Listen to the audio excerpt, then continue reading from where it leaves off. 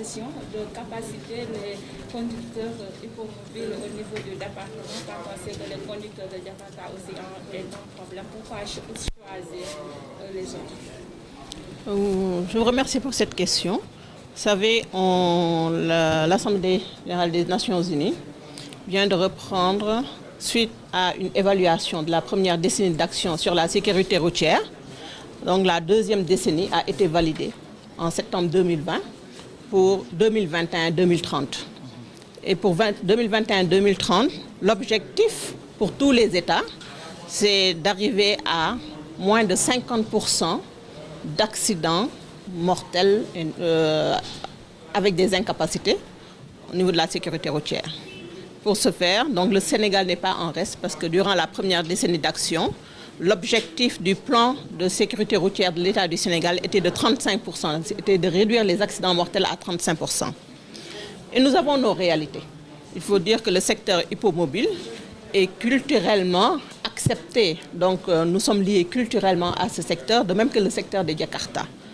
Et donc pour arriver à atteindre ces objectifs, il faut mettre l'accent sur le comportement humain, certes, parce que durant la première décennie d'action, l'accent a été mis sur les infrastructures, mais également sur les véhicules.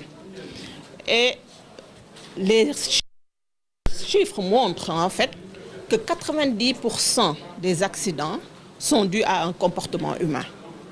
Et au Sénégal, donc, nous avons cette réalité des Jakarta et du secteur hippomobile qui n'est pas une réalité seulement dans Touba Mbaké, mais maintenant au niveau même urbain, dans la capitale à Dakar. Et aujourd'hui, ce secteur hippomobile est le parent pauvre du secteur de la sécurité routière au Sénégal. Certes, des arrêtés interministériels ont été pris en 1995 et puis en 2016, lorsqu'on s'est rendu compte que ce secteur gagnait les villes.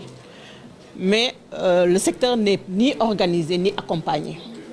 Et suite à la réussite du projet qui est financé par le département d'État américain à travers Partners Global à Ziguinchor, dans le secteur des Jakarta, nous nous sommes dit qu'on pourrait accompagner également le secteur des hippomobiles, vu que l'État est en train de prendre en compte les infrastructures, le changement du parc, mais également d'autres aussi points.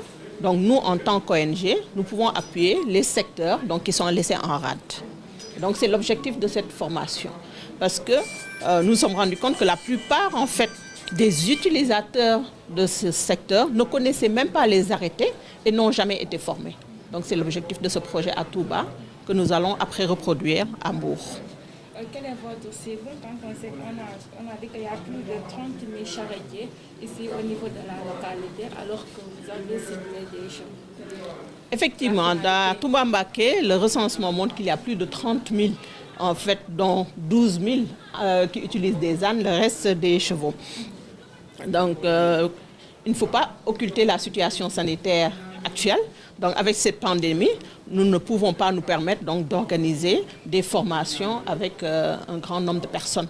Donc, nous avons opté pour une formation de formateurs.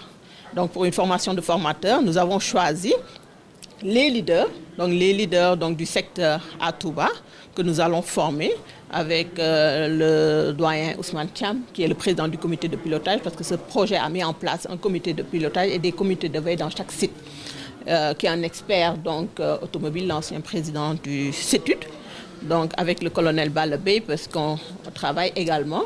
Donc nous avons une approche inclusive et participative. Donc cette approche inclut les forces de défense et de sécurité dans cette lutte contre l'insécurité routière. Et ces formateurs qui seraient formés aujourd'hui auront le devoir, et nous les accompagnerons donc pour multiplier au niveau de leur base, donc la formation qu'ils ont reçue. C'est la stratégie que nous avons mis en place, tout en respectant les mesures barrières. Ils sont au nombre de combien? Ils sont au nombre de 25, parce que c'est le maximum autorisé, vu la taille de la salle. C'est tous les conducteurs du département? Touba Mbaké.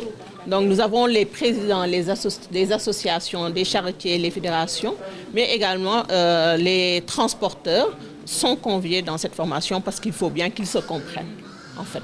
Le suivi est prévu? Le suivi est prévu par des activités d'inclusion.